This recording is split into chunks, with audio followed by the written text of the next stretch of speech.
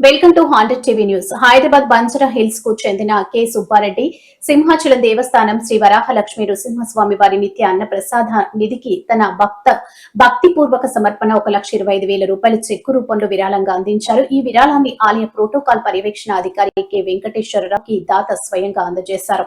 ఈ కార్యక్రమంలో సీనియర్ సహాయకులు శ్రీ సూర్యనారాయణ కూడా పాల్గొన్నారు. భక్తులు ఉదారమైన దాతృత్వం ఆలయం నిత్య అన్న ప్రసాద వితరణకు ఎంతగానో తోడ్పడుతుందని దేవస్థానం అధికారులు ఈ సందర్భంగా తెలిపారు.